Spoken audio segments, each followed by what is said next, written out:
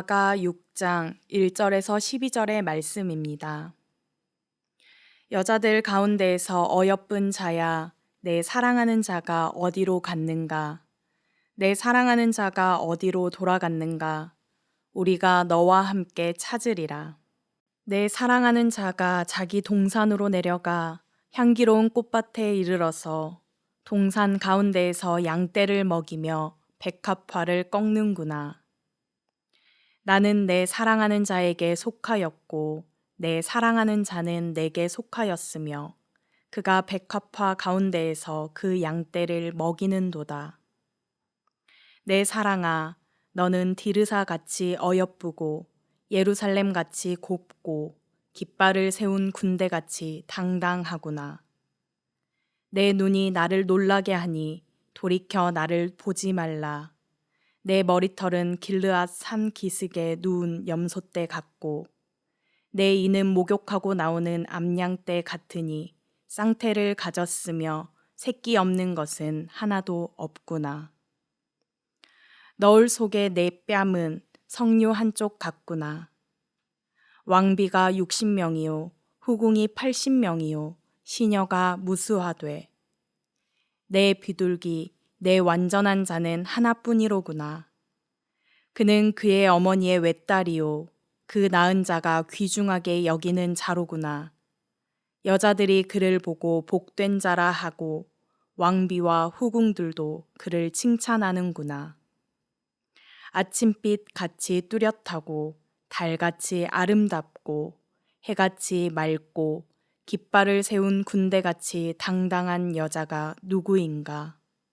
골짜기에 푸른 초목을 보려고 포도나무가 순이 났는가 석류나무가 꽃이 피었는가 알려고 내가 호도 동산으로 내려갔을 때에 부지중에 내 마음이 나를 내 귀한 백성의 수레 가운데에 이르게 하였구나.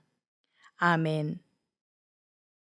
샬롬, 지난주 추석 명절을 잘 보내셨습니까? 어느덧 9월도 얼마 남지 않았습니다.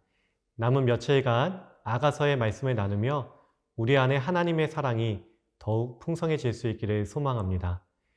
오늘은 아가 6장 1절부터 12절까지의 말씀을 여러분과 함께 나누겠습니다.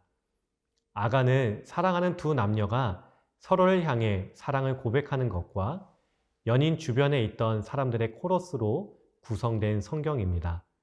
오늘 본문 중 6장 1절부터 3절은 앞선 5장부터 이어지는 본문이고 6장 4절부터는 또 다른 분위기로 본문이 이어집니다. 5장 8절 말씀을 제가 읽어보겠습니다. 예루살렘 딸들아, 너희에게 내가 부탁한다. 너희가 내 사랑하는 자를 만나거든 내가 사랑함으로 병이 낫다고 하려무나. 여인은 다른 여자들을 향해 자신이 사랑하는 연인에게 전할 말을 부탁합니다. 여인이 그 남자를 너무나 사랑해서 병이 났다는 것입니다. 여인은 상사병에 걸렸습니다. 여인의 눈에는 오직 사랑하는 남자밖에 보이지 않았습니다. 오늘 본문에서 여인은 그리스도의 신부를 가리킵니다. 그리고 여인이 사랑하는 그 남자는 예수 그리스도입니다. 신부인 여인은 예수님을 향한 사랑에 빠져 병에 걸렸습니다. 신부는 예수님이 초청하시는 사랑의 자리로 점점 다가가고 있는 것입니다. 신부는 자신에게 다른 남자, 즉 이 세상에서 그동안 사랑했던 것들이 필요 없고 신랑이신 예수님만으로 충분하다는 것을 드디어 알았던 것입니다. 예수님을 만나고 싶은 신부는 다른 사람들에게 연인을 찾아달라고 부탁합니다. 그런데 신부의 부탁을 들은 예루살렘의 딸들의 반응이 참 재밌습니다. 5장 9절 말씀을 제가 읽어보겠습니다. 여자들 가운데 어여쁜 자야, 너의 사랑하는 자가 남의 사랑하는 자보다 나은 것이 무엇인가? 너의 사랑하는 자가 남의 사랑하는 자보다 나은 것이 무엇이기에 이같이 우리에게 부탁하는가? 여자들은 신부가 사랑하는 그 신랑이 너무 궁금해졌습니다. 도대체 내가 사랑하는 사람이 다른 사람들보다 더 나은 것이 무엇이길래 그토록 너는 그 남자만을 사랑하는 거냐? 얼마나 그 남자가 사랑스럽길래, 얼마나 매력이 있길래, 얼마나 좋은 사람이길래 그 남자밖에 보이지 않냐고 묻고 있습니다. 사랑에 빠진 남녀에게, 소위 콩깍지가 낀 남녀에게 뭐가 그렇게 좋으냐고 묻는 것은 참 쓸데없는 질문입니다. 모든 것이 좋아 보일 수밖에 없습니다. 그러나 오늘 본문은 조금 다른 느낌이죠. 세상에서 여러 사람들과 사랑을 나눴던 한 여성이 이제는 예수님에게 깊이 빠졌습니다. 사랑하고 헤어졌었던 이전의 모습들과는 다릅니다. 신부는 예수님만을 바라보고 있습니다. 비로소 신부 주변에 있던 여성들이 궁금해졌습니다. 무엇 때문에 저렇게 예수님을 사랑하는 것일까? 예수의 매력이 무엇인가? 신부는 이어지는 10절부터 16절까지 예수님의 매력을 나열하면서 자신이 예수님을 사랑할 수밖에 없음을 여자들에게 알려줍니다. 신부의 고백을 들은 여자들의 반응도 점점 달라지고 있습니다. 오늘 본문인 6장 1절 말씀 함께 읽어보겠습니다. 여자들 가운데에서 어여쁜 자야, 내 사랑하는 자가 어디로 갔는가? 내 사랑하는 자가 어디로 돌아갔는가? 우리가 너와 함께 찾으리라. 여자들의 마음이 조금씩 움직이고 있습니다. 네가 그 남자를 그렇게 좋아하는 이유가 뭐야? 라고 물었던 여자들이 이제는 나도 당신처럼 그 남자를 알고 싶다고 고백하는 것입니다. 내 사랑하는 자가 지금 어디에 있니? 우리도 함께 찾을게. 여자들은 신부가 예수님을 사랑하는 모습을 보면서 자신들도 예수님이 알고 싶어졌습니다. 지금까지 그들이 몰랐던, 그들이 경험하지 못했던 그런 사랑, 신부와 예수님 사이에서 일어나고 있는 그런 사랑을 여자들도 경험해 보고 싶은 것입니다. 신부가 예수님을 사랑함으로 겪었던 여러 가지 시험들이 이제는 다른 이들의 삶을 변화시키고 있습니다. 전도는 이렇게 열매를 맺습니다. 예수님을 향한 한 전도자의 뜨거운 사랑이 예수님을 몰랐던 다른 이들을 감동시키고 변화시킵니다. 하나님은 예수님을 향한 사랑에 빠져 상사병에 걸린 사람들을 통해서 이 땅의 많은 사람들이 예수님을 사랑할 수 있도록 그 마음을 움직이시는 것입니다. 저는 대학생 때 CCC 전국 수련회에 참석한 적이 있습니다. 저는 목회자 자녀였고 신앙생활을 잘 해왔습니다. 수련회나 예배가 너무나 익숙했습니다. 수련회에 참여한 학과 선배는 교회를 잘 다니지 않던 형이었는데 5박 6일간 진행되는 수련회에서 처음 2, 3일 동안은 그 형이 집중하지 못하는 것이 보였습니다. 수련회를 지루하게 보내고 있었습니다. 그러다 넷째 날, 다섯째 날이었나 비가 엄청 쏟아지고 있었는데 집회를 마치고 기도하는 시간에 이 형이 너무나 뜨겁게 기도를 하고 있었습니다. 빗물로 인해서 눈물과 콧물이 씻기고 돌 같은 곳 위에 무릎을 꿇고 있어서 힘들었을 텐데도 전혀 그런 내색 없이 기도에 집중했습니다. 예수님과 사랑에 빠졌던 것입니다. 신부가 상사병에 걸린 것처럼 그 선배도 예수님을 향한 사랑으로 병에 걸렸던 것입니다. 저는 옆에서 그 형을 보면서 이런 생각이 들었습니다. 나도 저렇게 예수님을 사랑하고 싶다. 나도 예수님을 저 형처럼 만나보고 싶다. 그때부터 제 기도 제목이 바뀌었습니다. 예수님, 저도 만나주세요. 저도 예수님을 뜨겁게 만나고 사랑하고 싶습니다. 여러분도 이런 경험이 있지 않습니까?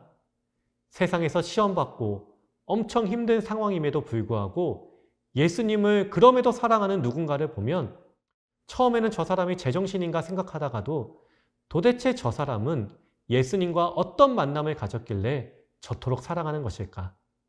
나는 교회를 10년 다니고 20년 다녔는데도 예수님과 저런 사랑을 나눠본 적이 없는데 저 사람은 어떻게 환난을 겪으면서도 예수님과 깊은 사랑에 빠져 있는 것일까? 이런 질문을 해보신 적이 있지 않습니까? 신부를 둘러싼 여자들 역시 신부와 예수님 사이의 사랑의 불꽃을 보고 그들 안에 예수님을 향한 사랑을 갈망하기 시작했습니다. 오늘 본문 2절과 3절 말씀을 함께 읽겠습니다. 내 사랑하는 자가 자기 동산으로 내려가 향기로운 꽃밭에 이르러서 동산 가운데에서 양떼를 먹이며 백합화를 꺾는구나. 나는 내 사랑하는 자에게 속하였고 내 사랑하는 자는 내게 속하였으며 그가 백합화 가운데에서 그 양떼를 먹이는도다. 아멘. 신부는 예수님을 찾는 여자들의 질문에 대답하기 시작합니다. 신부는 예수님이 어디에 있는지 정확하게 알고 있었습니다. 예수님이 어디에 있습니까? 예수님은 동산에 계시고 동산에서 양떼를 먹이고 계셨습니다. 아가서 4장 12절 말씀에도 동산이란 단어가 등장합니다. 내 누이 내 신부는 잠근 동산이요 덮은 우물이요 봉한 세미로구나. 고대 근동 지역에서의 동산은 사랑하는 사람들이 만나는 장소였습니다. 또는 여성을 성적으로 묘사하는 표현이기도 합니다. 아가서 4장 12절에서 말하는 동산은 신부의 동산을 말하는 것이었다면 오늘 본문 2절에서 등장하는 동산은 남성의 공간입니다. 다시 말해 동산은 어떤 곳입니까? 사랑하는 자들의 것입니다. 서로 사랑하는 자들이 서로의 공간, 즉 서로의 몸과 마음의 영역에 들어가 사랑을 나누는 곳이 동산입니다. 3절 말씀을 다시 읽어볼까요? 나는 내 사랑하는 자에게 속하였고 내 사랑하는 자는 내게 속하였으며 그가 백합화 가운데에서 그 양떼를 먹이는도다. 신부는 예수님과 서로 사랑에 빠졌다고 고백합니다. 서로가 자기 자신을 상대방에게 내어주고 있습니다. 나는 내 사랑하는 자에게 속하였고 내 사랑하는 자는 내게 속하였습니다. 여러분, 우리가 예수님과 이런 사랑의 고백을 나눌 수 있어야 합니다. 나는 사랑하는 예수님에게 속하였고 사랑하는 예수님은 나에게 속해 있습니다. 주님이 내 안에, 내가 주님 안에 있는 사랑의 불꽃이 서로의 동산에서 꽃 피워야 하는 것입니다. 주님과 사랑을 어떻게 나누고 있습니까? 사랑의 나눔은커녕 주님이 내 안에 있는지, 내가 주님 안에 있는지조차 확실하지 않아서 불안하지는 않습니까? 예수님이 신부를 소유한 것처럼 신부도 예수님을 가졌습니다. 마치 아담이 하와를 향해 내 뼈 중에 뼈요, 살 중에 살이라고 고백한 것처럼 신부와 예수님은 한 몸이 되어서 사랑을 나누고 있습니다. 이제 이어지는 4절부터 12절까지의 말씀을 나누고 함께 기도하는 시간을 갖겠습니다. 4절부터는 사랑하는 자, 즉 신랑이신 예수님이 고백하실 차례입니다. 예수님은 신부의 아름다움을 칭찬하고 신부에게서 느낀 것들을 드러내 고백하십니다. 4절 말씀을 함께 읽어보겠습니다. 내 사랑아, 너는 디르사같이 어여쁘고 예루살렘같이 곱고 깃발을 세운 군대같이 당당하구나. 독특한 표현들이 등장합니다. 예수님은 신부의 아름다움을 세 가지 상징을 통해서 칭찬하고 있습니다. 예수님은 내 사랑아 라고 신부를 부르면서 신부가 디르사같이 어여쁘다고 말씀하십니다. 디르사는 주전 920년부터 880년까지 40년이라는 짧은 시간 동안 북이스라엘 왕국의 수도였습니다. 디르사는 북이스라엘의 수도가 될 정도로 가장 아름다운 도시였습니다. 이어지는 예루살렘은 남유다의 수도입니다.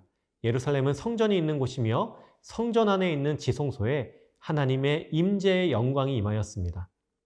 아가서의 배경이 분열 왕국 시대는 아니지만 주님께서 신부를 칭찬하시면서 각각 수도가 되었던 디르사와 예루살렘을 말씀하신 것은 그만큼 신부가 아름답다는 것을 강조하시는 것입니다. 또한 신부는 깃발을 세운 군대같이 당당했습니다. 군대가 전쟁에서 승리하면 깃발을 세우고 돌아옵니다. 전쟁에서 패한 군대는 깃발을 들지 못합니다. 신부는 예수님을 소유하면서 승리의 깃발을 올릴 수 있었습니다. 신부는 죄로 인한 두려움과 죄책감으로부터 예수님이 주시는 자유와 승리를 얻었습니다. 신부가 사랑하는 예수님을 바라볼 때 신부의 마음 안에 있던 모든 염려와 두려움들이 사라졌습니다. 이어지는 5절부터 9절까지는 신랑이신 예수님이 사랑하는 신부의 아름다움과 성숙한 모습들에 대해서 말씀하십니다. 8절 말씀을 제가 읽어보겠습니다. 왕비가 60명이요 후궁이 80명이요 시녀가 무수하되. 예수님께서 사랑하시는 신부가 얼마나 아름답다는 것입니까? 왕비가 60명이고 후궁이 80명입니다. 그리고 무수한 시녀들도 있습니다. 왕궁의 여자들조차도 비교할 수 없을 만큼 신부가 아름답다는 것입니다. 열왕기상 11장 3절 말씀을 보면 아가서를 기록한 솔로몬에게는 후궁이 700명이고 첩이 300명이나 있었습니다. 그렇게 많은 여인들 중에서도 이 술람미 여인이 가장 존귀하고 아름다웠습니다. 예수님의 신부는 이 세상의 모든 아름다움보다 가장 존귀하고 아름답습니다. 그렇게 여겨지는 것입니다. 예수님은 자신이 사랑하여 자신의 신부들이 이렇게 아름답다고 여기십니다. 우리가 예수님과 신부와 같은 사랑의 관계를 맺는다면 예수님은 그 어떤 영광스럽고 아름다운 것들보다 우리를 아름답게 여기시고 사랑하시는 것입니다. 마지막으로 5절 말씀을 함께 읽겠습니다. 내 눈이 나를 놀라게 하니 돌이켜 나를 보지 말라. 내 머리털은 길르앗산 기슭에 누운 염소떼 같고. 아멘. 신부가 도대체 무엇을 했기에 신랑이신 예수님의 눈을 놀라게 할 수 있겠습니까? 사실 하나님이신 예수님께서 이 세상 어떤 것으로 놀라시겠습니까? 우주의 수많은 아름다운 별들도, 태양도, 이 땅에서 정말 멋진 산과 바다조차도 예수님의 눈을 놀라게 할 수 없습니다. 또는 아무리 악한 마귀와 마귀의 수많은 군대가 몰려올지라도 예수님은 눈 하나 깜빡하지도 않을 것입니다. 그러나 신부가 예수님의 눈을 놀라게 했습니다. 예수님은 신부의 사랑에 놀라셨습니다. 신부의 마음이 예수님을 향해 움직이고 다른 어떤 것보다 예수님으로 인해 상사병에 빠지고 예수님만을 찾을 때 예수님이 놀라시는 것입니다. 여러분, 우리가 어떻게 예수님을 놀라게 하고 예수님을 감동시킬 수 있겠습니까? 예수님은 우리의 마음이 주님만을 향할 때 그 사랑과 그 헌신에 감동하십니다. 사랑하는 사람이 다른 것들에 눈이 팔리지 않고 나만을 바라보고 나에게만 집중할 때 그 마음이 움직이는 것입니다. 오늘 신부인 술람미 여인과 신랑이신 예수님과의 사랑의 나눔을 통해서 우리도 예수님과 깊은 사랑에 빠지기를 소망해 볼 수 있기를 원합니다. 예수님만이 나의 사랑이고 나의 전부입니다. 이 시간 말씀을 기억하며 함께 기도하겠습니다. 먼저 세상에서 다른 것들보다 신랑이신 주님만을 사랑하게 하소서. 두 번째, 주님을 뜨겁게 사랑하는 모습으로 다른 이들에게 복음을 전달할 수 있게 하소서. 마지막으로 코로나19로 인해 고통받는 온 세계를 불쌍히 여기시고 회복과 치유의 은혜를 허락하여 주소서. 함께 기도하겠습니다.